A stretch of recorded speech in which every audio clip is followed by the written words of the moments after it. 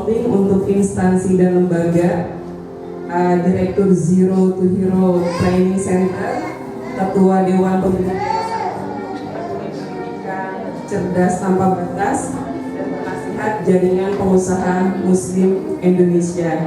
Subhanallah ya, mudah-mudahan bisa menginspirasi kita semuanya. Dan insya Allah pada hari ini Ustadz akan membawakan materi tentang hakikat diri antara kemuliaan dan kelemahan. Insya Allah selamat menikmati kajian dari Ustadz Solihin.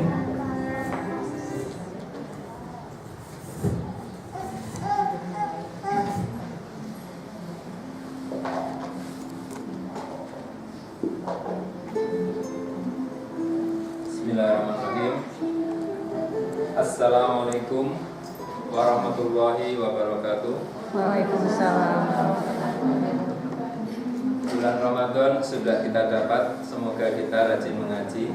Kalau salam dijawab tidak semangat, kita ulangi sekali lagi. Assalamualaikum warahmatullahi wabarakatuh.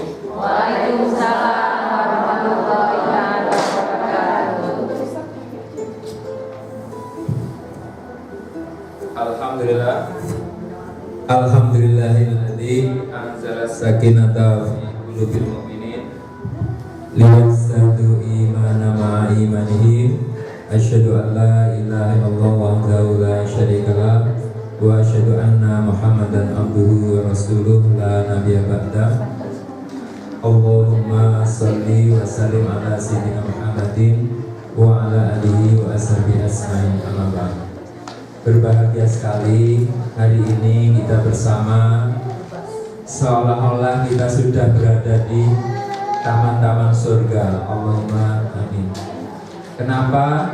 Karena Rasulullah pernah menyampaikan, bila kalian melewati taman-taman surga, hendaklah kalian mampir. Maka para sahabat bertanya, ya Rasulullah, apa itu taman surga? Lalu Rasulullah menjelaskan, taman surga itu adalah majlis-majlis ilmu, majlis-majlis zikir. Nah, maka hari ini hadirnya kita di sini, di majlis ini, semoga menjadi bagian dari cara kita merasakan nikmatnya surga yang abadi nanti, dimulai dari surga di dunia ini, yakni di majlis zikir, majlis ta'lim ini. Allahumma amin.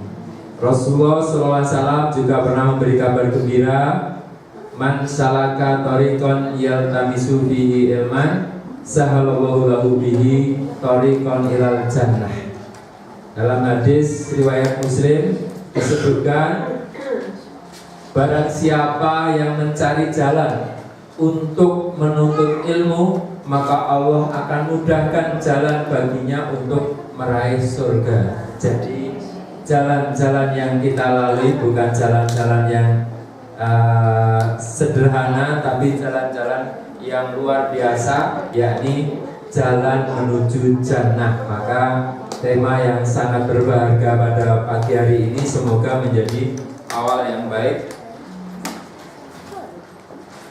menjadi spirit agar nanti kita bisa melejit, bisa tetap optimis sampai finish, semangat sampai tamat, dan serius fokus sampai lulus, tentunya tidak pernah menyerah sebelum mencetak sejarah. Nah itu, jadi nanti kita berharap karena suasananya dingin, nanti betul-betul bisa powerful ya.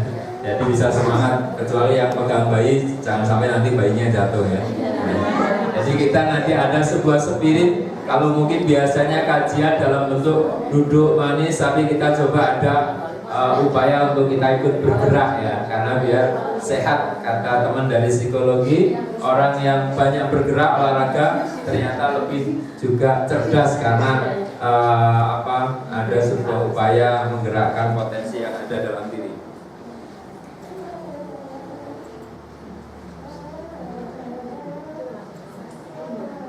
Oke, jadi dari tema yang sudah diberikan, saya coba mengemas sedikit bagaimana dengan bahasa yang agak sendu-sendu ya, melukis hati sang bidadari ya, kita melukis hati kita sendiri. Jadi hakikat diri antara kemuliaan dan kelemahan. Nah, jadi saudariku sekalian, saudaranya ada kecil-kecil itu ya, yang dirahmati Allah. Tema ini sebenarnya tema yang pertama kali kami tulis ketika kami mau menasihati seorang wanita yang baru saja menjadi pendamping hati kami, Cici. Jadi kami bingung, mau saya nasihati pakai apa? Wong baru kenal aja kok langsung nasihati. Maka kami menulis buku judulnya Menuju Muslimah Kafah. Buku pertama kali yang kami tulis tahun 1995 untuk membersamai seorang yang bernama Monica Retna Asih Dewi Astuti, istri saya. Maka ini sebuah kenangan, maka semoga nanti setiap kita punya sebuah inspirasi untuk menggerakkan hal-hal yang sederhana tapi menjadi luar biasa. Rumusnya sederhana begini: tuliskan apa yang kita rasakan, nanti rasakan apa yang kita tuliskan. Jadi kita merasa kalau ditulis menjadi say hello, merasa sesuatu kita melawan dengan yang baik.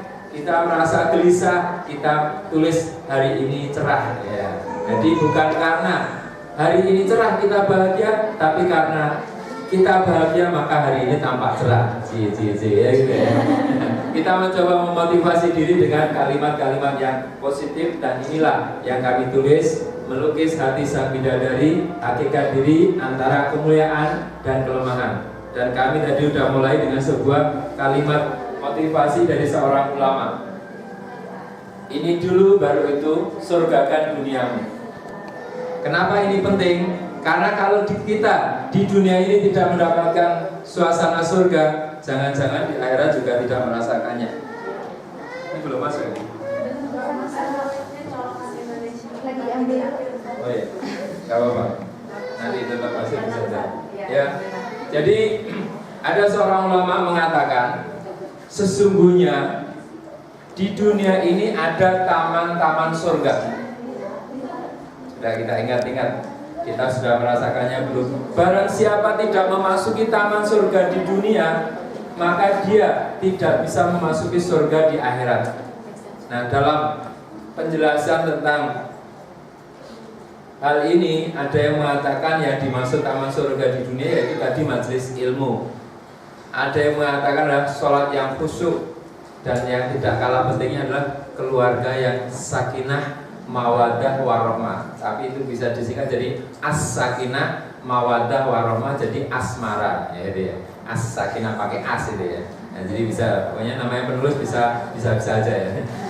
Jadi itu yang menjadi semangat kita. Ada yang mengatakan sakinah dalam diamnya atau dalam inputnya, sakinah dalam prosesnya, dan sakinah dalam output hasilnya. Itu nanti betul-betul merasakan sakinah dalam input atau masuknya awalnya itu berarti kita tenang. Kemudian sakinah dalam prosesnya berarti kita merasa mawadah, dan sakinah dalam hasilnya yakni rohmah. Nah ini, coba yang namanya ada sakinah, mawadah, rohmah, angkat tangan. Ya. Kalau ada, kalau enggak apa. Jadi mulai dari itu kita coba merasakan kebahagiaan dimulai dari keluarga. Ada seorang wanita solihah, putrinya Sa'id Ibnul Musayyib, seorang ulama. Jadi ulama punya putri, putrinya juga seorang akhwat muslimah yang juga ulama. Suatu hari ditanya oleh ayahnya, "Dok, kalau bahasa Jawa, kamu sudah belajar Al-Quran, Dok?" "Sudah, Ayah. Tapi Ayah, saya ada sesuatu yang masih belum saya pahami." "Ayat mana, Dok?" "Itu dalam doa yang sering kita baca, Ayah. Rabbana atina fid dunya hasanah wa fil akhirati hasanah wa qina adzabannar." Nah, kamu sudah tahu artinya, Dok? "Sudah tahu, Ayah. Kalau Rabbana atina fid dunya hasanah wa fil akhirati hasanah, itu kalau fil akhirati hasanah itu kan surga, ya." "Iya." "Tapi saya belum tahu apa makna fid dunya hasanah. Apa itu, Ayah?" Maka sang ayah menjelaskan, "Dok, fid dunya hasanah itu adalah wanita yang solihah." "Oh gitu toh, Ayah." Jadi ternyata betul sesuai dengan hadis Rasulullah, ad-dunya umata wa khairu mata'id dunya al-mar'atus sholihah.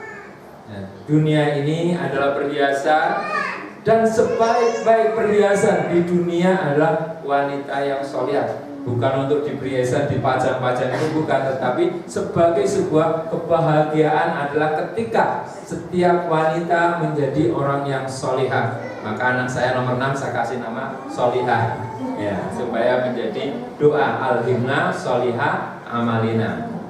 Nah sebelumnya namanya Konita, cuma belum ada ini hafidhohnya, nggak tahu, mungkin hafidhohnya uminya. Nah, jadi ini sebuah nama menjadi doa buat kita semua. Maka mari kita maknai hari-hari yang kita lalui sebagai jalan menuju surga, yakni dengan kita mengenali. Nanti ada 3 langkah cara kita mengembangkan potensi diri. Pertama, temukan potensi. Kemudian dahsyatkan potensi. Yang ketiga, manfaatkan potensi. Itu TDM disingkat, dan itu sudah kami tulis dalam buku-buku kami. TDM itu temukan potensi agar kita survive, bertahan hidup. Kalau orang menemukan potensi, kalau dalam bahasa Arabnya itu kaidahnya mala yadraku kulluhu wala yatraku julluhu. Yang terjemahannya adalah sesuatu yang tidak bisa diambil secara keseluruhan jangan ditinggalkan sama sekali.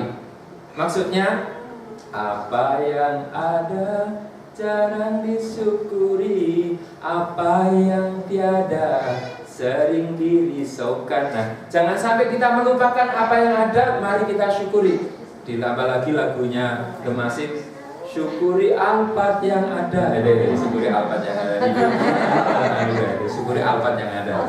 Jadi nyambung. Ya, pertama kita harus mampu mensyukuri semua potensi itu supaya survive. Survive itu bertahan hidup. Ini ada kuis. Ini ada doorblastnya enggak? Ada. Ya, pertanyaan. Enggak apa-apa, langsung dalam interaksi supaya nanti langsung semangat powerful ya. Nah, ada pertanyaan ini tentang survival. Survival bertahan hidup. Ada sekelompok anak muda, ya, naik gunung. Nah, kemudian ketika naik gunung mereka kelaparan, kehabisan makanan, kehabisan minuman. Lalu ketika kehabisan makanan dan minuman mereka harus bertahan hidup. Mereka harus makan supaya bisa tetap hidup di tengah hutan. Nah, pada saat sudah sangat lapar, sudah sangat kritis dan mereka sudah dalam kondisi sekarat, ya sudah tidak bisa apa-apa kecuali dia harus segera mendapatkan makanan. Tiba-tiba ada seekor hewan, yakni babi, lewat. Wah, ini kita segera harus kejar, harus kita makan, harus kita sembelih dan kita makan. Pertanyaannya, bolehkah dalam kondisi yang sangat-sangat kritis tersebut seorang itu makan daging babi? Artinya berburu babi, disembelih, dibakar, kemudian dimakan. Boleh nggak kira-kira? Boleh. Nah, menurut dosen saya dari Fakultas Kedokteran tidak boleh. Kok nggak boleh? Ayo, nggak boleh. Kita harus berpikir, think what you think. Nah, ketika kita melihat ada seekor babi bisa hidup, kita pasti harus berpikir, kok babi bisa hidup ya? Berarti ada penyebab dia bisa hidup. Dia makan apa? Di situ ada daun, ada singkong, ada apa? Oh, berarti kita harus mengembangkan pikiran kita tidak hanya pada babi, apalagi baby nggak boleh. Tidak pada babinya tadi, tapi betul-betul. Oh, berarti kita harus berpikir ulang daripada makan yang haram. Berarti ada yang halal, yakni makanan-makanan tumbuhan. Ini yang harus kita ketahui. Cara berpikir kita harus kita ulang. You are what you think, you are what you believe, you are what you do. Nah, ini makanya kita mulai dari situ. Jangan terpukau pada apa yang ada dalam pengertian itu, tapi ternyata dibaliknya. Bukan yang tersurat, tapi yang tersirat. Oh, babi bisa hidup, berarti saya harus bisa lebih hidup. Itu maka nanti semuanya zero to hero. Nah, itu ya. Itu pertama, survive. Survival itu dimulai dari memanfaatkan bukan babinya tapi berpikir, oh masih ada kehidupan, berarti coba cari daun, cari makanan, cari tumbuhan, cari apa? Insya Allah itu cara survival sehingga kita tidak menyerah pada keadaan, tapi mengubah masalah jadi makalah, mengubah masalah jadi maslahah, mengubah masalah jadi rezeki full barokah. Allahumma amin. Itu cara pertama. Ceng buat syuting dengan kita survival. Tadi kaidah usul fikihnya, sesuatu yang tidak bisa diambil secara keseluruhan jangan ditinggalkan sama sekali. Misalnya ada orang dia buta, tapi tetap bersyukur, alhamdulillah saya buta. Oh, alhamdulillah dengan buta saya tidak banyak melihat dunia, saya bisa mengkonsentrasikan kondisi saya yang buta untuk menghafal Quran. Dan ada seorang anak yang diberi kebutaan, lalu dia bisa menghafal Quran, lalu dia doanya mustajabah, ditawari oleh ulama, wahai nak, apakah kamu mau setelah kamu menjadi hafiz Quran, doanya mustajabah, kamu disembuhkan dari kebutaan? Tidak. Kenapa? Saya lebih bersyukur menjadi hafiz Quran daripada nanti ketika melihat ternyata malah hafalannya hilang semua. Nah, kenapa? Karena apa? Karena dia melihat kenikmatan yang lebih besar adalah pada Al-Qur'annya, bukan pada melihatnya. Ini cara melihat sesuatu dengan cara pandang survival, bertahan hidup. Yang kedua, temukan supaya survive, lalu dahsyatkan potensi supaya sukses. Sukses itu lebih baik dari sebelumnya, dalam pengertian orang yang sudah menemukan potensi kemudian dikembangkan. Nah, sekarang ada praktikumnya buat ibu-ibu sekalian. Ibu-ibu yang punya tangan diangkat, yang punya saja, yang nggak punya nggak apa-apa, dan tidak ada paksaan. Ya, diangkat tangannya, lalu digerakkan, ucapkan alhamdulillah, alhamdulillah, sambil tersenyum, karena senyum adalah sedekah. Gerakan alhamdulillah, lalu pegang dagu. Dagu. Nah, dagu mana dagu? Nah, ada yang tidak sadar dengan potensinya, terbalik antara dagu dan dahi. Nah, sehingga kita seringkali terpukul dengan apa yang kita lihat, tidak yakin dengan apa yang kita dengar. Nah, makanya harus konsentrasi. Kalau nggak konsen maka terasi. Iya. Jadi potensi. Nah, ini mana doorway tadi? Sudah sampai belum? Belum. Oh, nanti aja. Nanti besok ya. Pertanyaannya gini. Cara menemukan potensi dengan cara apa tadi? Sudah praktek tapi belum tahu ilmunya ataupun caranya. Cara menemukan potensi tadi diapain? Bersyukur betul, tapi yang lebih praktis apa? Ya boleh, tapi belum tepat. Kita tadi udah praktikum, pakai tangan kita itu. Konsentrasi betul, tapi belum tepat. Nah, pernah ini ya, ini saya kasih contoh lagi. Imam Syafi'i ketika di bulan Ramadan di kota Mekah, di siang hari dia mengajarkan fikih puasa, di tengah-tengah mengajarkan fikih puasa, tiba-tiba beliau minum. Ya. Nah, karena minum saat itu, maka beliau diprotes, Ustaz, batal puasanya Ustaz. Tapi apa kata Imam Syafi'i? Loh, saya kan belum balik, saya kan masih kecil. Jadi belum balik tapi sudah mampu melakukan pendekatan belajar dengan cara apa? Praktikum. Jadi menemukan potensi dengan cara apa? Menggerakkan. Jadi kita punya potensi di dalam diri kita, maka cara menemukannya dengan digerakkan. Tangan tadi ini biasa, tapi ketika digerakkan jadi luar biasa. Untuk mijit suami, ya, untuk menyayang anak, untuk menulis dapat royalti, untuk menulis bisa untuk sesuatu yang karya, untuk masak bisa untuk sesuatu yang bernilai dan sebagainya. Ini cara rumusnya adalah menemukan potensi dengan menggerakkan. Gerakkan pikiran, gerakkan ide, gerakkan gagasan, gerakkan potensi untuk meraih prestasi. Itu rumus yang kedua. Temukan potensi. Yang kedua adalah dahsyatkan potensi dengan cara kita menggerakkan lebih aktif. Jadi rumusnya yang kami lakukan di berbagai pelatihan begini. Kita tahu ilmu satu kali, tapi mengulang-ulanginya berkali-kali. Disitulah cara kita menjadi dasar. Kalau yang eksak itu rumusnya NZ, E sama dengan MC kuadrat. E itu adalah energy success, M itu masa waktu yang konstan, C itu cara atau orang itu kreativitas, ya kreatif. Nah kemudian dikuadratkan. Nah itu rumus pengembangan, itu diambil dari warisan Einstein, kita kembangkan untuk motivasi pengembangan diri. Jadi E MC kuadrat. Jadi kalau mau sukses, masanya sama, waktunya sama, tapi caranya yang berbeda. Waktu kita sama, potensi kita juga tidak jauh berbeda, tapi cara mengembangkan yang nanti berbeda. Itu rumus yang kedua. Dahsyatkan dengan cara semakin melatih keterampilan. Misalnya, tahu caranya baca Quran, praktekkan.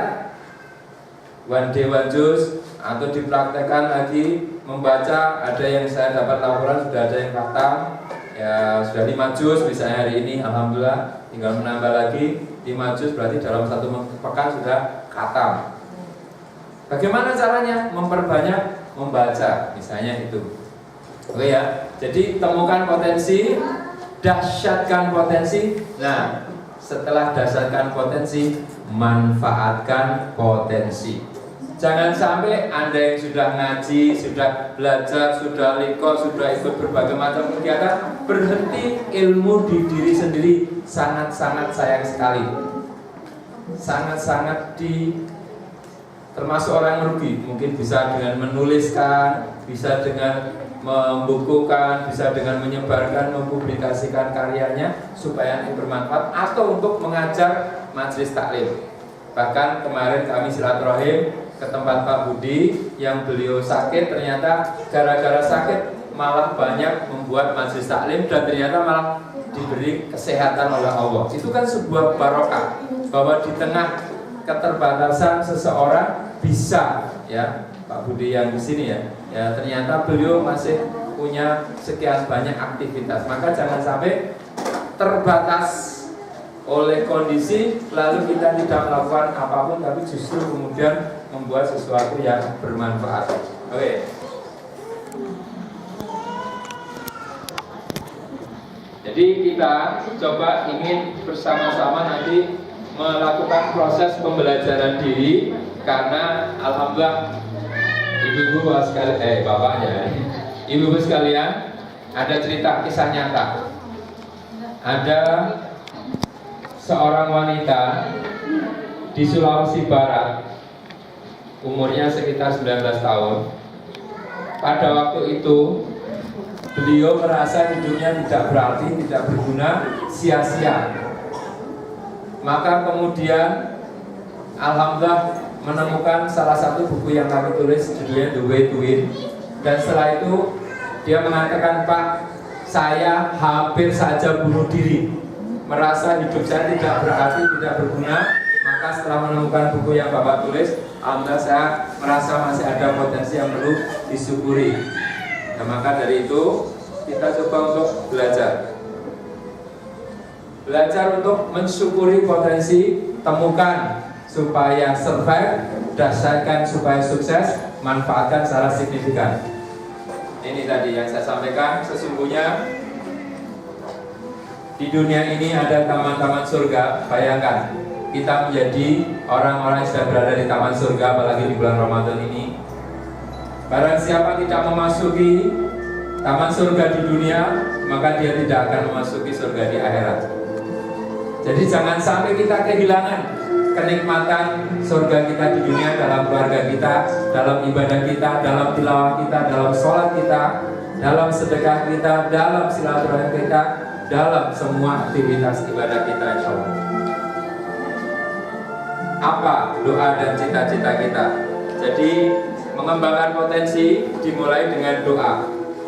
Rasulullah Muhammad SAW pernah bersabda, aku adalah hasil dari doa kakekku atau bapakku Nabi Ibrahim alaihissalam dan kabar gembira dari saudaraku Nabi Isa alaihissalam. Coba kita ingat-ingat, nanti kalau ada yang pulang ke Indo, tanyakan kepada orang tua apa doa ayah bunda kita, doa orang tua kita, doa kakek kita.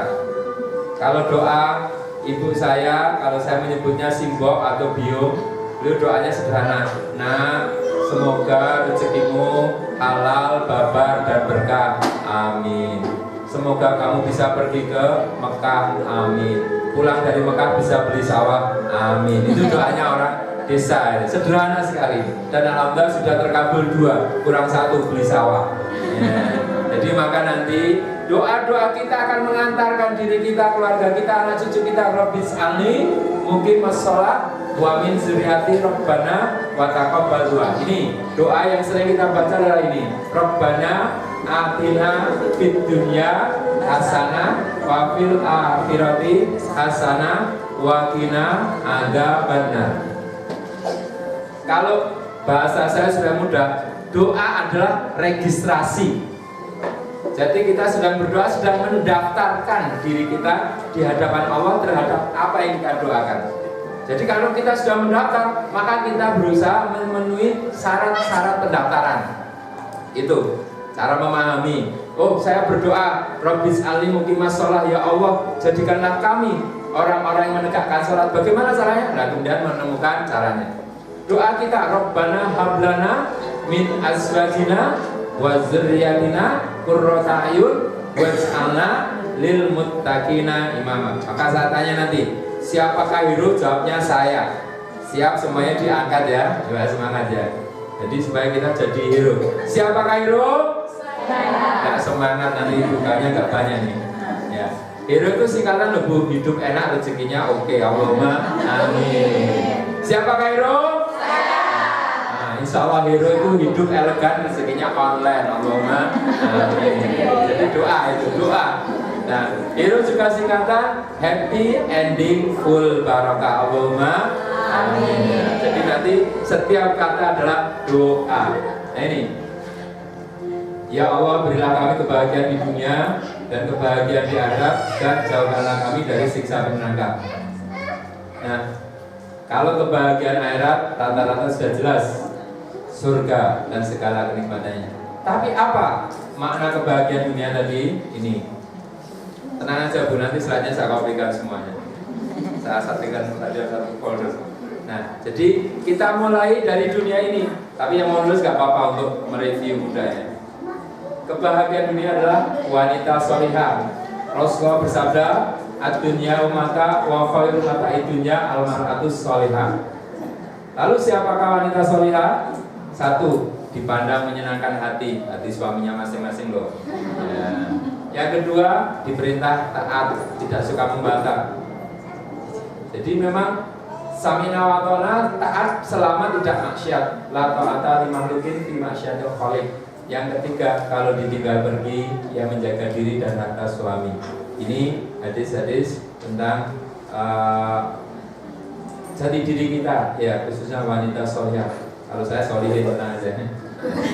Nah, lalu bagaimana nanti kita menghadirkannya? Ini prosesnya. Manusia yang picik, dia hanya sibuk membicarakan orang lain. Jadi sibuk ngurusi orang lain, ngurusi dalam pengertian recokin. Kalau ngurusi untuk saya, membicarakan orang lain. Dia kok gitu ya, dia kok gitu ya. Manusia biasa sibuk membicarakan peristiwa sepak bola antara Real Madrid melawan Liverpool. Nah, Real Madrid itu kan sekarang Real Madrid maghribnya jam berapa sama Liverpool itu ya. Sepak bola. Sepak bola paling menarik di bulan Ramadan itu. Tapi manusia yang bijak membicarakan gagasan dan cita-cita. Saya jadi teringat ketika Hajar diajak bepergian oleh Nabi Ibrahim, dia tidak banyak bicara, dia ikut saja. Sampai saatnya, sampai akhirnya Hajar baru saja beristirahat sebentar, dia duduk, tiba-tiba Ibrahim pergi. Dia duduk di tempat yang tidak ada pepohonan, tidak ada makanan, tidak ada siapapun, bersama Ismail kecil, bayi. Lalu tiba-tiba Ibrahim pergi. Lalu heran, ini saya di sini kok tinggal pergi. Wahai Ibrahim, hendak kemana engkau? Ibrahim jalan saja. Wahai Ibrahim, hendak kemana engkau? Ibrahim tidak menghiraukan, berjalan terus. Lalu istri yang solihah, cerdas, mengganti pertanyaan. Wahai Ibrahim, apakah engkau meninggalkan kami atas perintah Allah? Maka Ibrahim mengatakan, iya. Lalu Ibrahim terus bepergian sambil sedih berat karena ini perintah Allah. Maka Hajar dengan kesimpulan yang luar biasa, kalau begitu Allah tidak akan pernah menyia-nyiakan kami. Coba, ini sebuah kesimpulan yang kemudian menjadi inspirasi buat kita semua, bahwa kalau ini yang kita lakukan adalah perintah Allah, maka Allah tidak akan pernah menyia-nyiakan kami.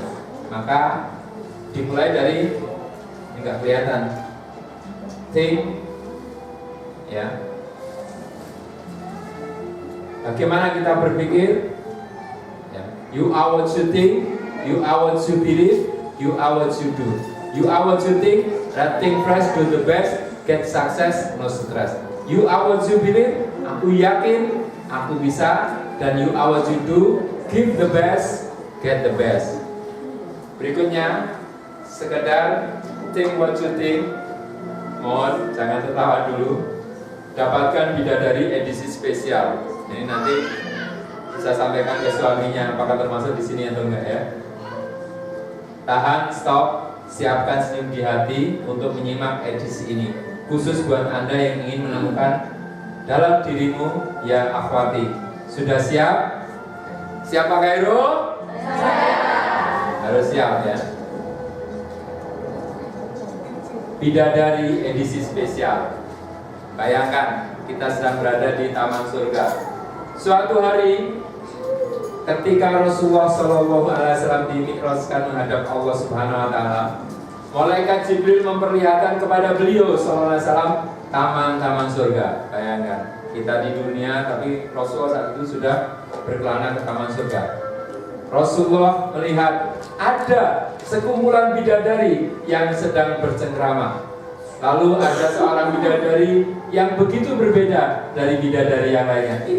Nah, itu bidadarinya berbeda. Ya, silakan bayangkan sendiri biar kita lihat di surga. Nah, ibu-ibu sekalian, para akhwatilah, ahlul jannah, Allahumma amin. Ya. Bidadari itu menyendiri dan tampak sangat pemalu. Lalu Rasulullah bertanya kepada malaikat Jibril, wahai Jibril, bidadari siapakah itu? Malaikat Jibril lalu menjawab, bidadari itu adalah diperuntukkan bagi sahabatmu Umar radhiyallahu anhu. Karena pernah suatu hari ia membayangkan tentang surga yang kau ceritakan keindahannya. Ia menginginkan untuknya seorang bidadari yang begitu berbeda dari bidadari yang lainnya. Mau dicatat kriterianya? Bidadari yang diinginkannya itu berkulit hitam manis, alhamdulillah. Ya. Dahinya tinggi, bisa disetting. Ya. Bagian atas matanya berwarna merah, bisa dikasih merah, dan bagian bawah matanya berwarna biru dan memiliki sifat sangat pemalu. Masya Allah, subhanallah. Begitulah bidadari edisi spesial itu khusus diperuntukkan hanya buat Umar, seorang sahabat yang sangat ditakuti setan saat itu. Sebab beda banget dengan orang-orang sekarang yang kali malah lebih disenangi setan. Nah, Ramadan setan dibelenggu masih digoda. Setan godain kita dong. Ini setannya digoda, bukan menggoda. Itu gambaran bahwa Umar seorang sahabat yang mendapatkan anugerah apa yang diimpikan. Itu yang ingin saya garis bawahi. Apa yang diimpikan Umar sudah disediakan. Apa yang kita impikan insya Allah juga akan disediakan. Inilah makanya buat kita dapatkan parsel khusus dari Allah. Mumpung masih awal Ramadan, siapkan parsel khusus dari Allah. Ummu Haran binti Milhan, dia kepingin didoakan oleh Rasul menjadi marinir pertama dalam Islam, dan ternyata dikabulkan dan dia menjadi salah seorang wanita ahlul jannah. Ummu Sulaim diriwayatkan beliau sudah terlihat traveling di surga. Oh, traveling kok di surga ya? Ya, wirawiri di surga. Jadi itu contoh-contoh orang-orang mulia, karena Ummu Sulaim dia punya strategi yang luar biasa dalam dakwah. Yakni bagaimana beliau mengajak suaminya yang saat itu belum Islam, diajak, kalau kamu mau sama aku Maharnya cuma satu, apa? Islammu adalah maharku. Luar biasa, ini tarbiyah yang dilakukan oleh Ummu Sulaim luar biasa, sehingga Abu Thalhah Al-Ansori menjadi seorang sahabat pilihan Rasulullah SAW, menjadi seorang pemanah yang unggulan dan dahsyat. Nah, yang ketiga adalah Sumayyah, syahidah pertama yang digantikan oleh Rasulullah. Sobron ala Yasir, fa inna ma'idukumul jannah. Sabarlah wahai keluarga Yasir. Ada Sumayyah, Yasir, dan Ammar bin Yasir. Saat itu disiksa, tetapi Sumayyah tetap istiqomah. Bahkan ketika disuruh mengatakan buban, suruh menyatakan berhala, beliau mengatakan la ilaha illallah Muhammadur Rasulullah. Ini maka tugas kita adalah bagaimana mulai sekarang merancang doa, mumpung Ramadan masih awal, setiap mau buka, setiap sahur, waktu mustajabah, habis sholat antara adzan dan iqamah, habis baca Quran, habis mengkhatamkan, kita jadikan sebagai cara kita mendapatkan parsel khusus. Orang yang cerdas adalah orang yang pintar menggunakan fasilitas. Ini termasuk mengawali potensi dari spiritual. Oke. Jadi kuncinya adalah aku yakin, aku bisa, aku mampu, luar biasa. Tarbiyah untuk mencetak sejarah. Nah, darah birumu bukan jaminan suksesmu. Rasulullah pernah mengatakan, wahai Fatimah, aku tidak bisa menolongmu di surga atau di akhirat, kamu harus beramal sendiri. Jadi Rasulullah menekankan bahwa setiap manusia harus beramal sendiri-sendiri, dalam pengertian nanti setiap kita akan ditanyai, dihisab di hadapan Allah secara sendiri-sendiri. Berikutnya ini salah satu yang paling mulia di antara ataupun salah satu lah yang dimiliki oleh Ummu Sulaim tadi.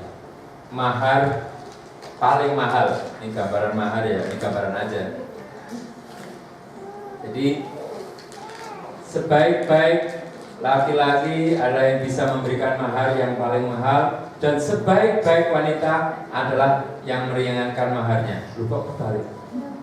Meringankan maharnya, tetapi ternyata ringan dalam, katakanlah mungkin tidak perlu apa-apa, tapi ternyata mahal dalam sisi nilai, yakni maharnya adalah keislaman Abu Thalhah. Ini namanya Ummu Sulaim. Jadi buat ibu-ibu sekalian, saya pernah dicurhati waktu ngisi di Palembang. Ustaz, ada apa Bu? Saya itu rajin pengajian Majelis Taklim kemana kesana kemari, tapi suami saya nggak sholat. Ustaz, gimana caranya? Saya kasih nasihat, ibu, kalau ibu sholat malam di dekat suami, berdoalah agak keras, tapi tidak sampai teriak ya. Berdoalah agak keras agar Allah membuka pintu hati suami. Ternyata alhamdulillah ini sesuai dengan yang dilakukan oleh Rasulullah. Ibu-ibu sekalian, kita di sini mengajak saudara kita yang belum aktif dalam kegiatan atau keluarga yang belum mendapatkan semangat untuk berdakwah dengan doa. Rasulullah pernah berdoa, Allahumma a'izzal Islam bi ahadi umarain. Ya Allah, masukkanlah ke dalam Islam salah seorang dari dua Umar, yakni Umar bin Khattab dan Amr bin Hisham Abu Jahal. Ternyata yang masuk Islam adalah Umar bin Khattab. Nah, maka salah satu kekuatan untuk mengembangkan potensi ini, baru satu poin, adalah doa. Jadi doa ini sesuatu yang luar biasa. Abu Hurairah punya ibu, dia sudah masuk Islam, ibunya belum. Ternyata dia mendoakan terus dan minta didoakan oleh Rasulullah, ya Rasulullah, tolong ibuku ya Rasul agar dia masuk Islam. Lalu didoakan dan ternyata ibunya masuk Islam. Tapi juga memang kadang ada yang tidak bisa masuk Islam seperti Abu Thalib.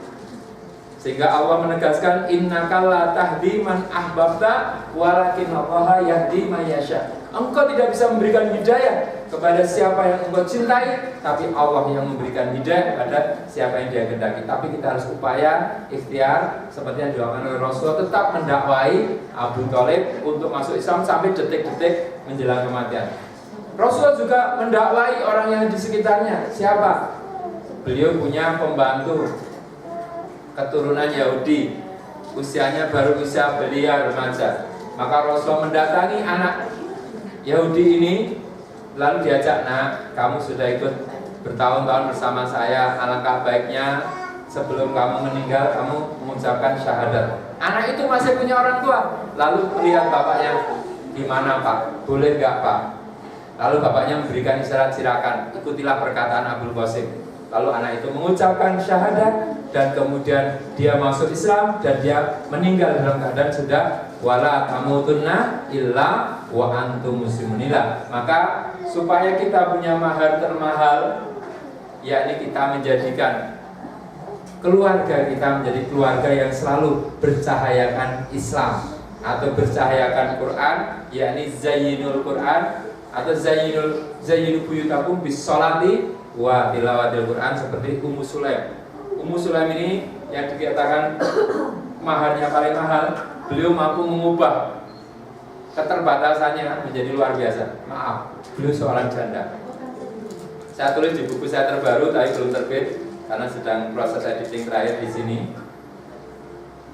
Kado nikah pengemban dakwah, janda tujana di dalam judulnya. Seorang janda tapi seorang yang ahlul jannah, Ummu Sulaim. Ya, ternyata ada sesuatu yang menarik. Beliau tetap memperbaiki diri potensinya dan kemudian mengajak orang-orang sekitarnya, bahkan beliau berkiprah di medan Uhud untuk membantu Rasulullah SAW. Beliau bahkan mengubah keringat Rasulullah menjadi campuran parfum. Wah, jadi luar biasa. Kalau kita nggak bisa ini parfum kita.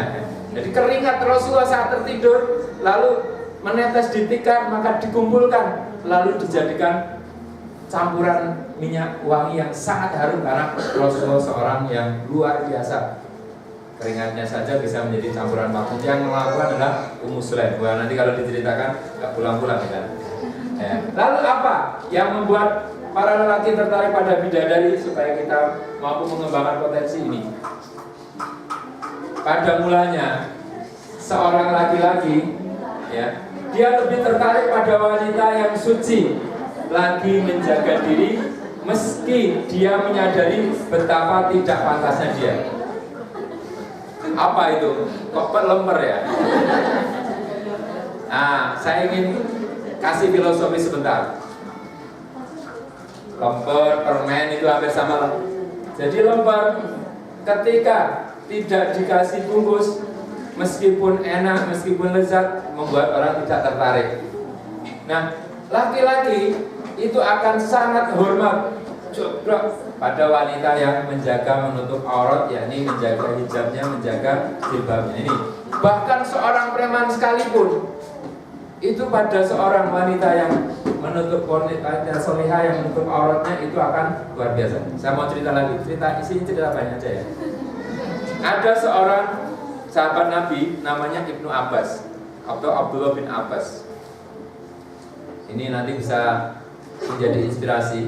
Ibnu Abbas sedang berkendara dalam dakwah, tiba-tiba dikabari, "Pak, putrinya Bapak meninggal." Lalu apa yang terjadi? Ibnu Abbas lalu mengucapkan alhamdulillah. Jarang sekali orang meninggal diucapkan alhamdulillah. Lalu setelah itu dia turun dari kudanya, sholat 2 rakaat, lalu mendoakan anaknya, putrinya, lalu mengucapkan innalillahi wa inna ilaihi rajiun. Lalu orang bertanya, "Pak, kenapa ketika Anda dikabari putrinya meninggal kok mengucapkan alhamdulillah?"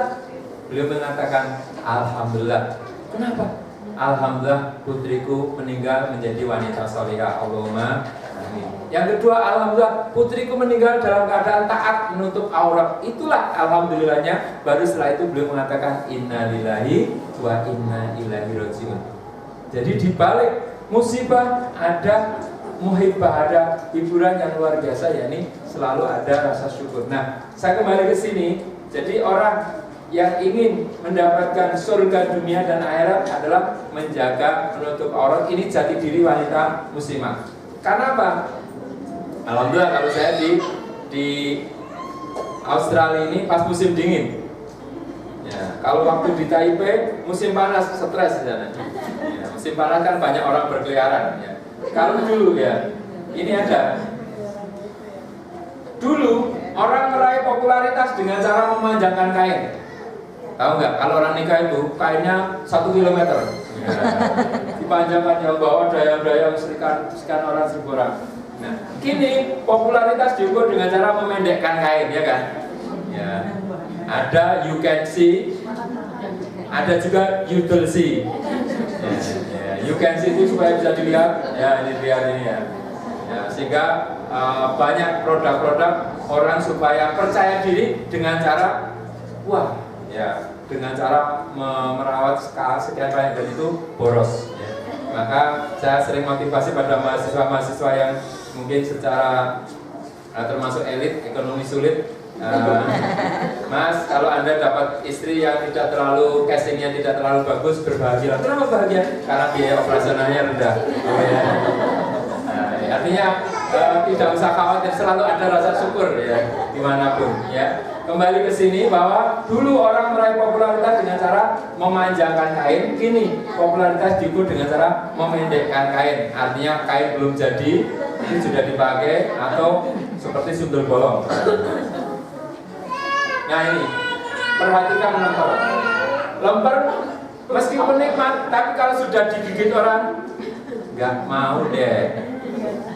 Gua nggak mau sisa orang lain ya.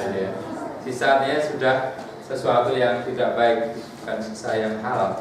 Yang kedua, ini sebenarnya juga enak tapi terbuka ini, biar menarik, tapi lebih menarik yang ini, yang tertutup.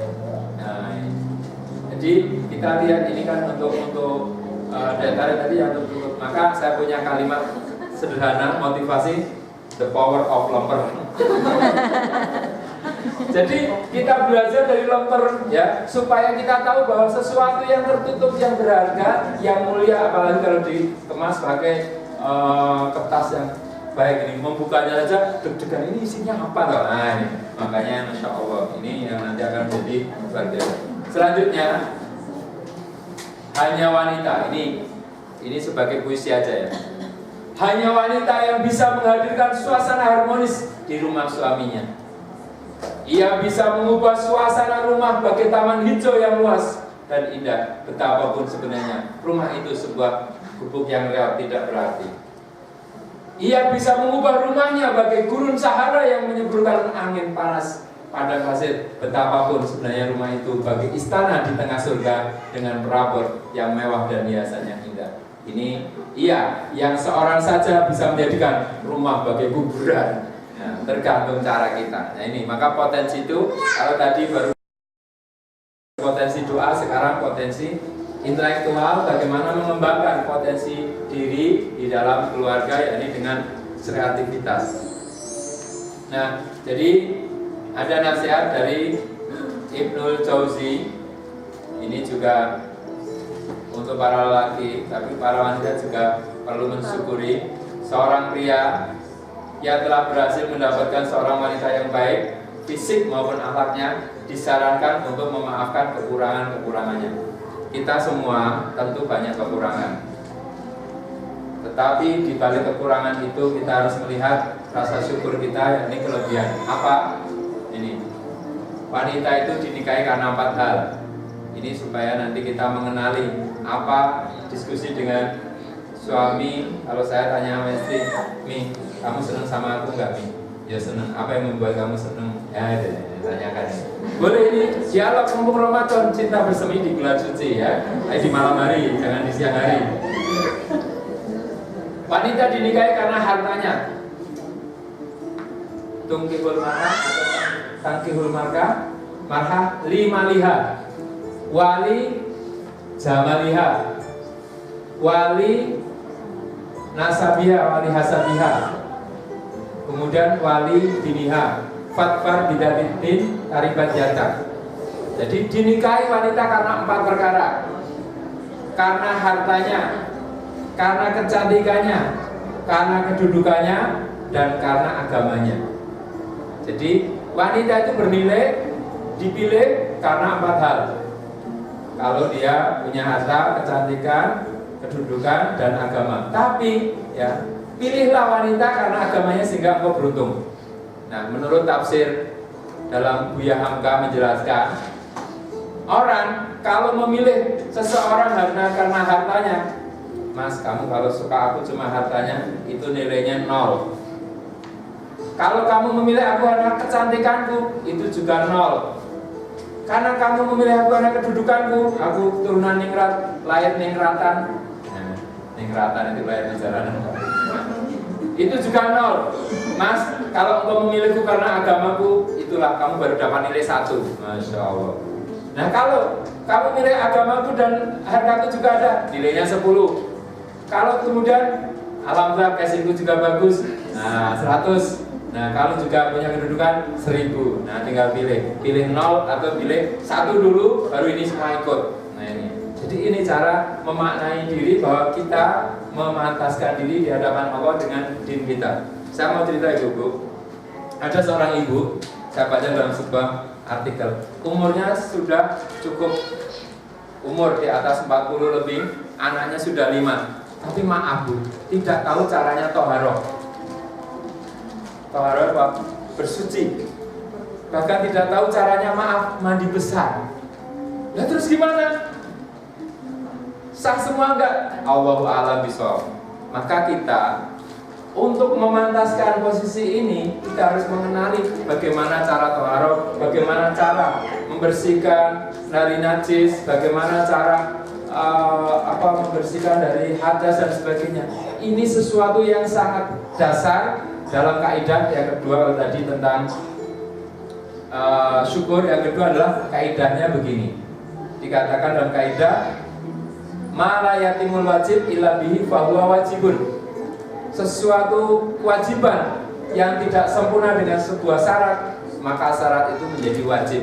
Nah, maka kita bisa beribadah dengan sempurna, syaratnya memahami ilmunya, maka ilmu untuk ke situ wajib. Nah, berikutnya kita masuk, jadilah sebaik-baik wanita yang solihah. Tadi pagi atau sudah diceritakan oleh Ustaz Imam Jalil. Nah, ini tentang Khadijah. Jadilah Anda sekasih Khadijah, setia membersamai dalam suka dan duka. Kalau saya perhatikan komputer, antara komputer yang pertama, kedua, yang ketiga, yang paling banyak jasanya adalah komputer yang pertama.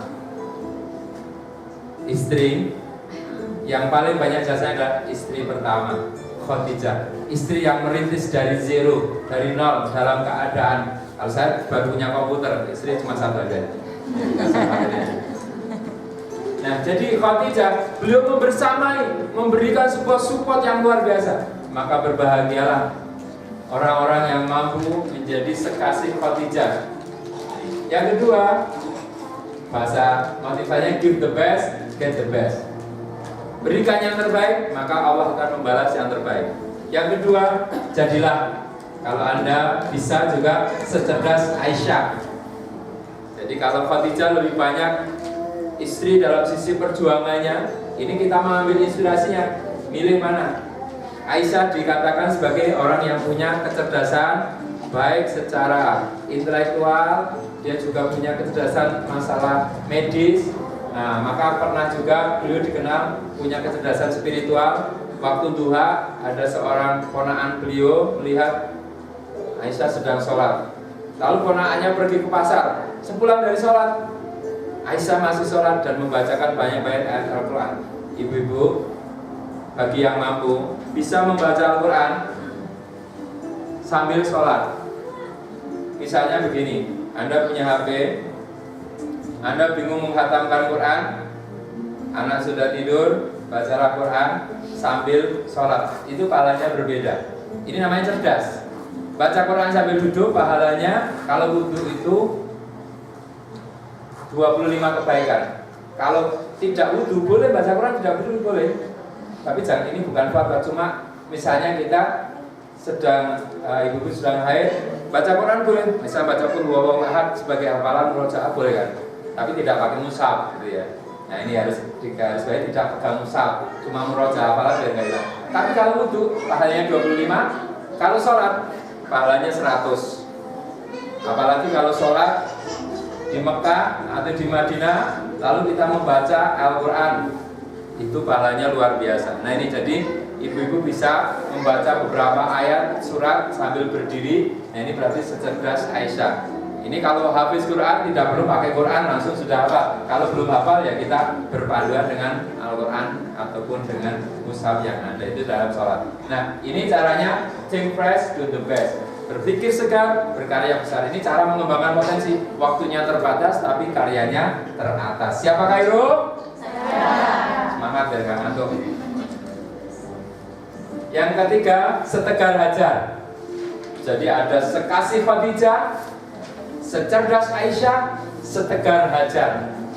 Kemandirian dalam keyakinan iman, kreativitas dalam spiritualitas. Yang dimaksud kemandirian dalam keyakinan iman, dia yakin, ya Allah, jika ini perintah Engkau ya Allah, maka Engkau tidak pernah menyia-nyiakan kami. Jadi ketika ditinggal oleh Ibrahim, dia tidak berhenti, langsung lompro. Ismail, kita di sini aja. Ismail enggak mati, biarin enggak. Dia justru berusaha. Ismail nangis, dia lari 7 kali sofa marwah. Masya Allah, itu perjuangan yang luar biasa. Datangnya hasil berupa dia diberikan sebuah tempat air zam-zam setelah berlari 7 kali. Jangan, wah ini sudah ada takdirnya, nanti ada air zam-zam di sini, nggak usah lari aja, nggak bisa. Ini sebuah proses. Nah, jadi kita akan menemukan hasil setelah kita lakukan proses. Apapun hasilnya Allah yang nanti menentukan. Nah, maka di sini perlu kreativitas dalam spiritualitas. Jadi kita kalau punya keyakinan yang kuat, maka akan punya semangat yang dahsyat. Walladzina jahadu fina lanahdiyannahum subulana. Nah, yang kelima, yang keempat, semulia Fatimah. Jadi kita tinggal milih mau sekasih Khadijah, secerdas Aisyah, setegar hajar, atau semulia Fatimah. Beliau menjaga akhlak, menjaga harkat, menjaga martabat, menjaga marwah atau muru'ah. Jadi Fatimah seorang wanita yang sangat mulia. Ini prakteknya Fatimah. Fatimah, kok nggak muncul nanti ada. Fatimah itu mampu menjadi pribadi yang mulai dari ahsanu takwim, ahsanu qolan, ahsanu amalan. Ahsanu takwim berarti menjadikan diri merasa sebagai makhluk paling mulia. Ini cara mengembangkan diri, kita harus punya keyakinan, punya afirmasi diri. Saya harus mulia, jangan sampai terhina, jangan sampai berada dalam keburukan. Misalnya, jangan sampai kita berada dalam posisi tertuduh. Misalnya ada seorang wanita solihah, tapi kok mainnya di tempat biliar misalnya. Ini termasuk bisa membuat tertuduh. Atau di tempat-tempat yang buruk, di tempat panti pijat kalau di Indonesia ya, itu termasuk tidak boleh. Karena apa? Dia akan tertuduh. Maka laqad khalaqnal insana fi ahsani taqwim. Ini kita bersyukur, gunakan semua nikmat yang ada supaya survive. Lalu ahsanu qolan, wanita atau siapapun akan mulia kalau fisiknya ataupun penciptaan mulia, kalau kata-katanya juga mulia. Maaf ya, kalau yang dari Tegal, Banyumas, orang mungkin sudah melamar, sudah semangat, tapi begitu sang calon pengantin putri ngomongin apa-apa kepribadian dia ikut mengundi dia, nah itu langsung wah ilfil. Kok calon saya ngomongnya seperti ini ya, wah jadi nggak siap calon lelakinya dari Solo ini. Solo dapat Tegal dari Soto Tegal. Jadi itu kadang-kadang gara-gara kata-kata yang beda, yang napak saja sudah membuat orang jadi iya kan, napak-napak bersatu kita kompak bicara, kita napak orang enak gitu ya. Akhirnya muncul juga ya. Ahsanu qolan ini ibu-ibu, meskipun secara psikologis ibu itu harus mengeluarkan energi, yakni mengeluarkan kata-kata supaya nggak stres. Nah, tetapi tetap dijaga dengan ahsanu qolan, yakni dengan kalimat yang bernilai dakwah. Wa man ahsanu qolan mimman da'a ilallahi wa amila shalihan faqala innani minal muslimin. Ini dakwah. Jadi kalimat kita adalah dakwah. Nah, semoga kamu jadi anak yang soleh. Amin.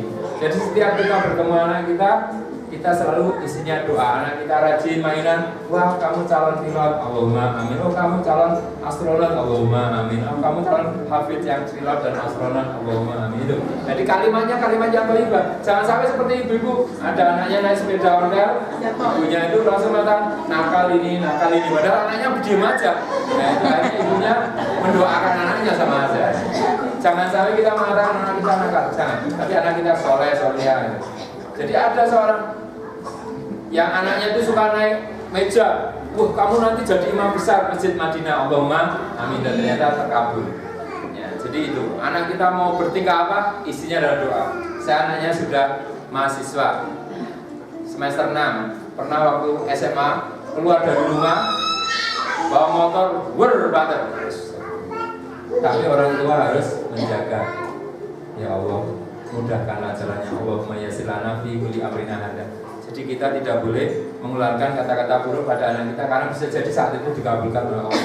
Ini termasuk ahsanu qaulan. Nah, yang ketiga adalah ahsanu amalan. Jadilah orang yang terbaik amalnya alladzi khalaqal mauta wal hayata liyabluwakum ayyukum ahsanu amalan. Nah, ini ketemu sudah kuncinya. Ahsanu taqdim berarti kita survive. Ahsanu qaulan berarti sukses, dan ahsanu amalan kita akan signifikan. Khairun nas anfa'uhum linnas. Itu tema yang kedua tentang ini besok ya. Oke, ini baru cara awalnya. Engkaulah atau engkaukah Fatimah Zahra tadi? Coba, apa yang dilakukan Fatimah? Lisannya melantunkan ayat-ayat rohnya. Jadi ini yang dilakukan Fatimah sehari-hari. Sedang tangannya sibuk mengaduk adonannya, sambil mengaduk makanan, bikin roti, bikin masakan. Bantal sandaran tidurnya basah oleh air matanya karena dia sering muhasabah, sering zikrullah, sering menyebut asma Allah yang deras mengalir karena khasyah dan ketakwaannya. Masya Allah. Jadi yang ingin saya garis bawahi, sesungguhnya zikrullah itu bukan sesuatu yang terpisah, tapi yang menyatu dalam kehidupan. Sembari kita melakukan aktivitas apapun, waktu kemarin kita ada orang yang sambil nyopir, kita zikrullah, tapi nyopir dalam keadaan ingat. Kemudian kita bayangkan kita nyopir itu mengelilingi mutar ini tempat-tempat di lingkaran itu, bayangkan kita sedang tawaf. Allahumma amin. Betul itu terjadi di Semarang. Ada seorang kakek merebut masjid, habis ngurusi masjid pagi subuh, langsung beliau tawaf mengelilingi Tugu Muda. Tugu Muda di Semarang. Nah, sampai suatu hari ada seorang anak muda, Mbak, namanya Mbak Dula, sampai kok setiap pagi kelilingi Tugu Muda itu janjinya ada apa? Sebenarnya apa itu, Mbak? Anak saya cuma merebut masjid. Saya ya kepingin haji atau umroh, tapi nggak punya biaya, bisanya hubungi Tugu Muda itu ya, Semarang. Nah, kalau saya ajak haji mau nggak, Mbak? Ya mau. Nah, ternyata ya Mbak tak daftarkan. Ternyata dia seorang yang sangat rajin ngurusi masjid, akhirnya didaftarkan oleh seorang anak muda yang kebetulan kaya raya untuk berhaji di tahun itu, tahun 2007 kalau nggak salah. Nah, kemudian setelah dia pulang dari daftar di bank saat itu, karena tidak pakai seperti sekarang ambil 20 tahun ya di Indonesia. Nah, kemudian lapor kepada Takmir, Pak Takmir, saya sekarang didaftarkan haji, ini buku rekeningnya. Wah, terus gimana sangunya? Ya belum punya. Akhirnya mengumpulkan satu RT, ini bapak-bapak, ibu-ibu, ini Mbah Dula mau berangkat haji, mari kita patungan. Akhirnya patungan semua, akhirnya Mbah Dula sakunya paling banyak, uang sakunya ya, mengalahkan pembimbing hajinya. Masya Allah. Ini luar biasa. Jadi ternyata sesuatu yang biasa, zikrullah bisa membawa nasrullah. Jadi zikrullah membawa nasrullah. Nah, ini yang harus kita yakini. Nah, maka ini pengembangan yang kedua, intelektual. Allah berfirman, yarfa'illahu alladhina amanu minkum walladhina utul ilma darajat. Allah meninggikan derajat orang-orang yang berilmu. Ya, orang yang beriman dan orang berilmu pengetahuan beberapa derajat. Ibu-ibu, ada tafsirnya menurut Ibnu Abbas radhiyallahu anhu, orang yang beriman dan orang yang beriman plus berilmu, derajatnya tinggi orang yang beriman plus berilmu. Itu yang pertama harus ketahui. Sama-sama beriman, dengan yang beriman plus berilmu, tinggi yang beriman dan berilmu. Dan derajatnya itu sebanyak atau sepanjang atau setinggi 700 derajat. Bayangkan, 700 derajat, dan setiap derajat itu perjalanan 500 tahun. Silakan buka kalkulatornya. Ya. 700 derajat kali 500 tahun perjalanan. Jadi jarak orang yang beriman saja dengan orang yang beriman plus ilmu sangat jauh. Ini cara kita memahami keutamaan ilmu. Yarfa'illahu alladhina amanu minkum walladzina utul ilma darajat. Artinya apa? Apa yang kita jalani, puasa dengan ilmu beda dengan yang tidak pakai ilmu. Sholat dengan ilmu beda, kekhusyuannya, penghayatannya, permohonannya, munajatnya, kebahagiaannya beda. Ini. Yang berikutnya, ilmu adalah cara mensyukuri potensi agar potensi tidak lari, maka mengikat nikmat agar nikmat tidak melesat, tidak hilang.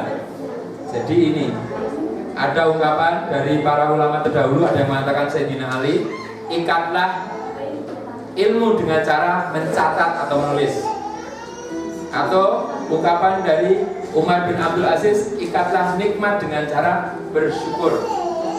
Jadi mengikat nikmat dengan cara bersyukur, mengikat ilmu dengan cara mencatat. Itu kalau ilmu adalah dari Sayyidina Ali, kalau nikmat adalah dari Umar bin Abdul Aziz. Karena Umar bin Abdul Aziz mengatakan nikmat itu seperti hewan buruan.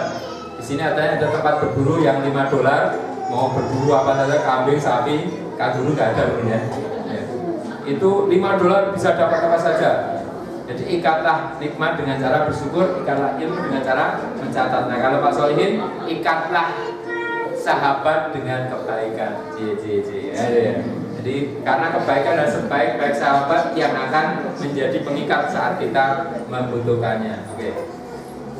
Selanjutnya belajar kita mengembangkan diri potensi adalah grow up your life. Abu Dhaib Al-Mutanabi mengatakan, sungguh tak mendapatkan celah yang paling besar dalam diri seorang kecuali kemampuan dia untuk sempurna, tapi dia tidak mau berjuang untuk meraihnya. Sebenarnya kita bisa menata waktu, menata aktivitas sambil berjalan seperti seorang ustadz di tengah kemacetan Jakarta, beliau bisa menghatamkan 2 juz. Tapi kalau di sini karena nggak macet jadi nggak khatam-khatam. Jadi jangan nunggu macet ya. Jadi itu melakukan aktivitas di tengah suasana terbatas. Jadi jangan sampai Allah berikan potensi kita kalah. Gurunya sama, bukunya sama, waktunya sama. Ada yang lulus, ada yang lolos, ada yang kumlot, ada yang kemelut, ada yang sukses, ada yang stres. Nah itu beda-beda. Maka salah satu tanda cinta yang kuat terhadap wanita adalah tidak memalingkan pandangan darinya. Ini caranya. Jadi sesungguhnya mengembangkan potensi bagi para ukhti filah ini. Kalau di Jawa, kata Ustaz di daerah Jawa Barat itu ada, kalau laki-laki namanya aktivis, kalau perempuan namanya ukhtivis. Jadi aktivis laki-laki yang aktif, ukhtivis perempuan yang aktif gitu ya. Aktivis dan ukhtivis. Kalau yang nggak aktif namanya pasifis. Nah, sekarang langkahnya, big is powerful. Jadi ini ciri-ciri wanita solihah dengan cara big is powerful. Nah ini ada prakteknya Bu. Jadi kalau saya katakan big is powerful, medium is wonderful, small is beautiful. Oke. Nah ini mau dipraktekkan di mana ini? Jadi tadi yang katakan kalau yang pegang bayi jangan sampai jatuh nih gara-gara itu. Nah kalau Anda kepingin mencontoh Khadijah, bukan mencontoh jandanya ya, mencontoh kemuliaannya. Beliau adalah wanita yang sempurna, cantik, kaya, bangsawan, all out. All out kemarin saya sampaikan, all out itu bahasa Inggris, bahasa Jawanya tumplek blek. Powerful, mendukung dakwah dengan seluruh potensinya itu. Jadi betul-betul seluruh apa yang ada dibawa untuk kemaslahatan dakwah. Anaknya dibawa, mobilnya dibawa, bedekan bayinya dibawa ya. Namanya all out ya. Semua dibawa untuk dakwah. Itu namanya all out. Bahasa Arabnya tajarud. Tajarud itu semua digerakkan untuk kemaslahatan. Sehingga jangan membatirkan potensi. Kalau di perusahaan ada namanya perusahaan tahu, semua yang ada dari tahunya, ampasnya, airnya, gasnya itu dikerahkan untuk menghasilkan produk. Gasnya bisa untuk biogas, ampasnya bisa untuk makan ternak, kemudian debunya bisa untuk membuat sebuah, misalnya menguruk sebuah lahan, cuma harus nanti diisi dengan tanah yang lain. Ini jadi jangan dimubazirkan. Atau kalau yang pernah suka pramuka, itu pohon kelapa, semua dari ujung sampai bawah itu semua Praja Muda Karana itu semua digerakkan untuk pemanfaatan. Nah, sama ujung rambut sampai ujung kaki kita harus menjadi bagian dari orang-orang ataupun hamba Allah yang bersujud di hadapan Allah. Ini cara big is powerful. Yang kedua, medium is wonderful. Aisyah. Jadi Aisyah sama Khadijah tetap the first Khadijah. Aisyah radhiyallahu anha adalah istri Nabi yang dikenal kecerdasannya spiritual maupun intelektual. Banyak hadis yang diriwayatkan darinya. Ia merupakan mata air ilmu bagi kaum muslimin. Nah, bagi yang tidak bisa seperti Khadijah all out dalam perjuangan harta dan sebagainya, mungkin bisa berprosesi seperti Aisyah dengan dia menulis, kemudian dia berkarya, dengan dia punya aspek ilmiah yang bisa dikembangkan. Jadi sebenarnya tidak masalah di manapun kita berada. Jadi mengembangkan potensi intelektual, spiritual seperti Aisyah. Tadi Qasim meriwayatkan di antara kebiasaan Aisyah adalah berpuasa selama setahun penuh, kecuali waktu yang dilarang tentunya. Urwah bin Zubair berkata, jika saya jalan-jalan pagi, maka saya awali dari rumah Aisyah, sehingga saya dapat menebarkan salam padanya. Assalamualaikum, bule, ya, bule Aisyah ya. Jadi itu bulenya, ataupun tante ya, mama tuh tante, ami atau amah ya. Dan pada suatu pagi saya jalan dan mendapatinya tengah berdiri membaca tasbih sambil melantunkan bacaan Al-Quran. Masya Allah. Jadi kita orang-orang beriman selalu dikenal karena selalu bersama Al-Quran, insya Allah. Nah, ini medium berarti qanaah, berada di tengah-tengah. Qanaah yakni seperti Saudara Zainab, salah satu istri Nabi, Zainab binti Jahsy, terkenal kedermawanannya. Ia wanita pekerja keras dan banyak bersedekah dari hasil keringatnya sendiri di jalan Allah. Sampai-sampai Aisyah mengatakan, saya belum pernah melihat wanita di dunia ini yang lebih baik daripada Zainab. Ini sesama istri dilarang saling mendahului ya. Nah, saling memberikan inspirasi. Ini Aisyah memberi kesaksian pada Zainab. Masya Allah. Jadi masing-masing punya kelebihan dan dihargai. Ini sesuatu yang luar biasa antara sahabat-sahabat Rasulullah, ini istri-istri Rasul. Berikutnya, banyak orang yang bisa menjadikan keterbatasan menjadi sesuatu yang luar biasa. Mari kita bercermin kepada kebesaran orang-orang yang zero, yang bisa melakukan persawatan menjadi Herawati. Kalau hero kan laki-laki, Herawati perempuannya. Hajar, ibunda Ismail, tetap tegar meski berada dalam padang tandus yang panas seperti mahsyar. Hanya kepada Allah dia bersandar. Ibunda Imam Syafi'i membelanjakan seluruh hartanya, warisan suaminya, untuk mendidik Imam Syafi'i kecil yang yatim menjadi ulama. Ya, ini kecil-kecil jadi mufti, masya Allah. Jadi sebenarnya di tengah keterbatasan kita masih bisa small is beautiful. Ibunda Imam Bukhari dahsyat dengan doa yang kita kenal lelah. Jadi Imam Bukhari diriwayatkan pernah buta ibu, dan karena buta yang cukup lama, ibunya selalu mendoakan sampai suatu saat ibunya Imam Bukhari bermimpi ketemu Nabi Ibrahim. Wahai ibu, karena doamu yang terus menerus, maka engkau akan dapati anakmu akan sembuh dari kebutaan. Masya Allah, ternyata Allah kabulkan. Jadi ini jangan lupakan potensi yang terbatas tetapi prestasi yang teratas. Inilah small is beautiful. Jadi dimanapun kita berada, tanggal muda big is powerful, tanggal tengah-tengah medium is wonderful, tanggal tua small is beautiful. Nah, ada seorang istri dipesani sama suaminya, Umi, ya Bi, ini ada uang belanja 50.000 rupiah, ya Bi, ini untuk 1 minggu ya Mi, dihemat, ya Insya Allah siap. Insya Allah bukan hanya 1 minggu Bi. Nah, gimana caranya? Saya akan hemat untuk 1 tahun. Tuh, kamu kok pintar? Dari mana ilmunya? Iya, saya dapat dari Pak Solihin. Ya. Gimana caranya? Saya belikan kalender Bi, nanti untuk 1 tahun soal hemat. Jadi seorang istri yang saya beli kalender untuk 1 tahun, tidak hanya 1 minggu. Silakan nanti cara kreatif membuat sesuatu yang luar biasa. Nah, selanjutnya ada sebuah film singkat bagaimana membangun keluarga. Semoga kita bisa nanti memilikinya. Ini saya tidak ke iklannya tapi ke bagaimana kita punya seperti ini. Ya sudah lihat, ya nggak apa-apa. Bagaimana? Karena mau saya potong belum sempat nih. Yang punya itu. Proses untuk menjadi solehah ataupun perjalanan. Wah ini enggak bagus. Ambil aslinya aja. Bisa. Enggak cetak. Kalau kata orang Jawa enggak cetak. Enggak jelas. Pola cetok. Ya.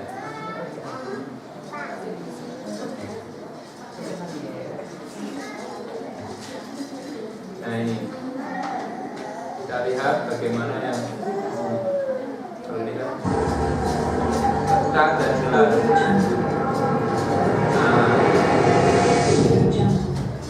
Ini saya nggak jualan itu ya, jadi cuma karena download. Bagaimana proses menjadi solihah untuk menjadi inspirasi buat kita. Ya. Kreatif rumah ini yang bikin ya. Alhamdulillah nggak ada gelas, saya ingatnya ada gelas ada minum untuk puasa ya. Ya.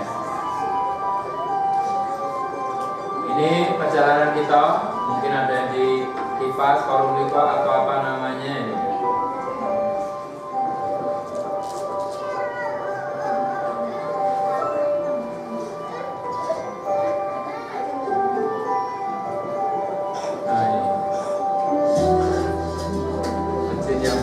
Menjadi dambaan kita. Perjalanan meniti sebuah perjalanan bersama Al-Quran dalam kehidupan. Permulaan sebuah kehidupan. Kebahagiaan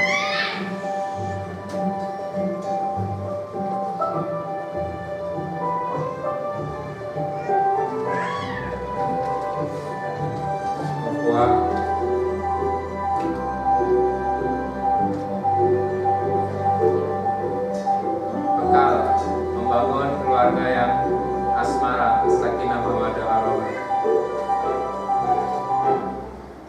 Nah, ini ayat cinta ya, surat Ar-Rum 21. Dimulai dari sahihul ibadah, ibadah yang sahih.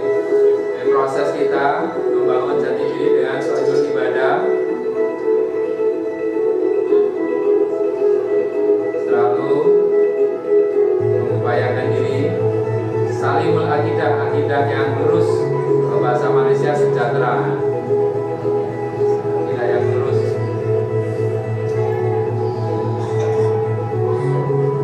Matinul qulub, akhlak yang mantap, ya, akhlak yang mulia, sempurna. Birrul walidain, berbakti kepada orang tua. Musaqahul fikr, berpengetahuan luas, ini menjadi spirit kita untuk terus mengembangkan diri. Nafiun li ghairi, bermanfaat bagi orang lain karena dengan ilmu yang kita miliki.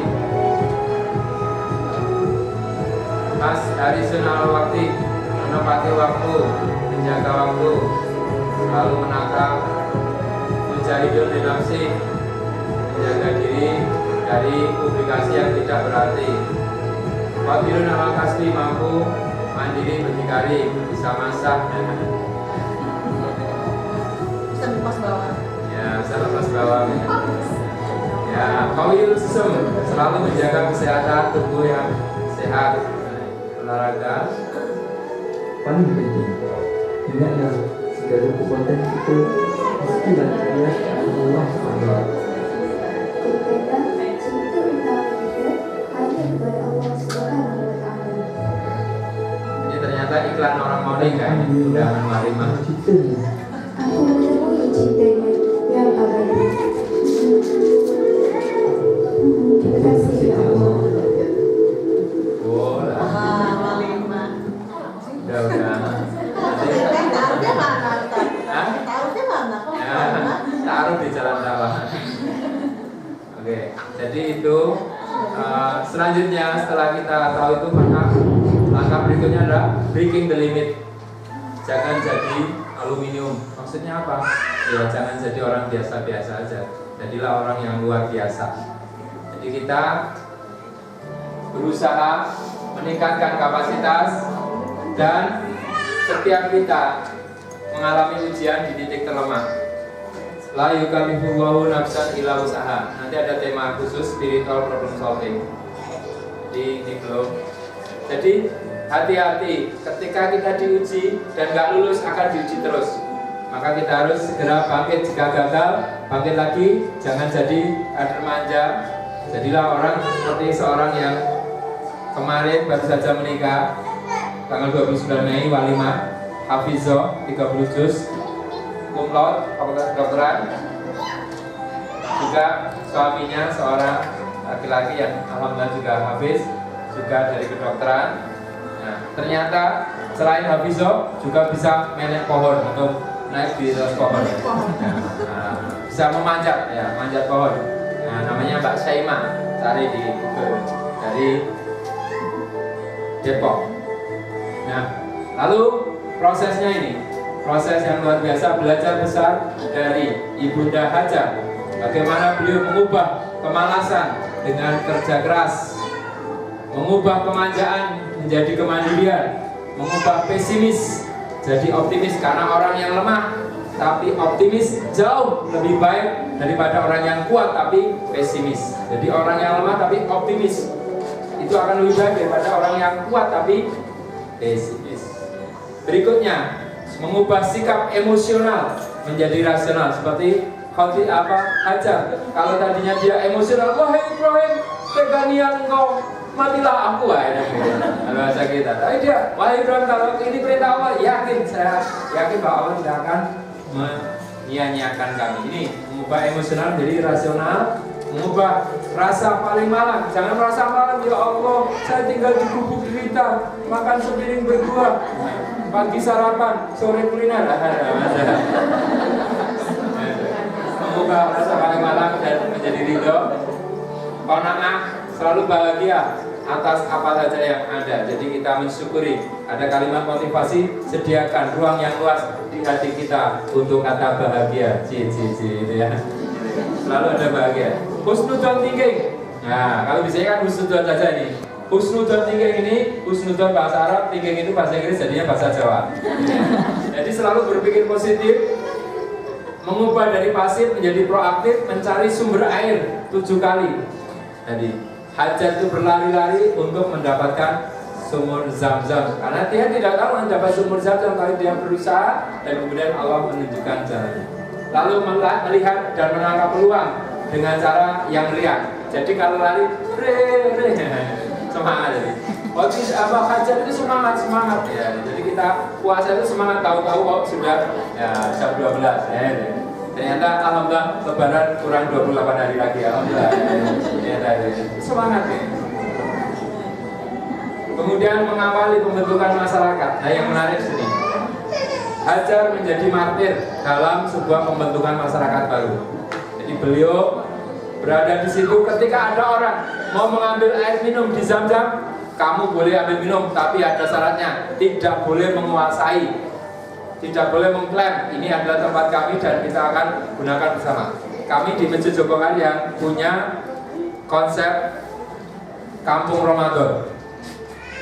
Kampung Ramadan setiap hari ada open together, kemudian ada sahur bersama, ada iktikaf. Tapi istilah Kampung Ramadan tidak boleh diklaim oleh siapapun, tidak boleh diapatenkan. Nah, ini seperti Hajar. Beliau bersama Ismail ketika ada orang datang, suku-suku baru yang datang ke situ, boleh memanfaatkan airnya tapi tidak boleh mengklaim memilikinya ataupun berusaha menguasainya. Ini cara menegosiasi yang sangat indah. Jadi kita pun perlu memiliki strategi dakwah yang luar biasa. Jadi ubah dirimu, ubah nasibmu, kerenkan diri ya Mufti. Nah ini bahasa motivasi. Selanjutnya, ini nggak kelihatan ini, harus setting. Sudah selesai Pak, nggak usah dilihatin. Nah, ganti yang cerah. Nah ini, maka jadikan sudah kemarin.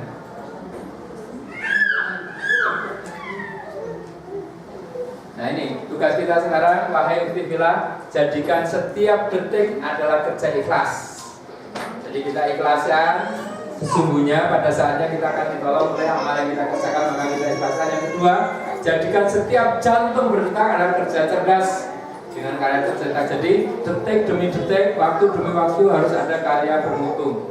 Kemudian jadikan setiap tetes keringat kita jadi syukur nikmat kerja keras tadi menggunakan dulu potensi, dan jadikan setiap tetes air mata adalah kerja mawas seperti Aisyah yang selalu menggunakan waktunya, dan jadikan setiap tetesan darah adalah kerja tuntas jihad untuk melawan diri dosa. Artinya kita selalu apa yang kita jalani adalah bagian dari menghapus dosa dan menambah pahala, meningkatkan derajat di hadapan Allah. Dan akhirnya inilah, at the first we make habit, at the last habit make us. Berpikir lebih cepat, bekerja sebelum orang lain bekerja, mengurangi jam santainya, mengurangi waktu tidurnya. Sudah kurang semuanya Pak, sampai kurang sekali ya. Sudah tadi. Semuanya dimulai dari membangun kebiasaan. At the first we make habit, at the last habit make us. Jadi kita bersama-sama membangun diri, yakni memiliki kebiasaan para pahlawan sejati. Siapa Khairul? Saya. Orang semangat, siapa Khairul? Saya. Nanti dicoba, big is powerful, medium is wonderful, small is beautiful. Terima kasih. Assalamualaikum warahmatullahi wabarakatuh. Waalaikumsalam. Ya mungkin kalau ada tanya jawab silakan dibantu. Ya.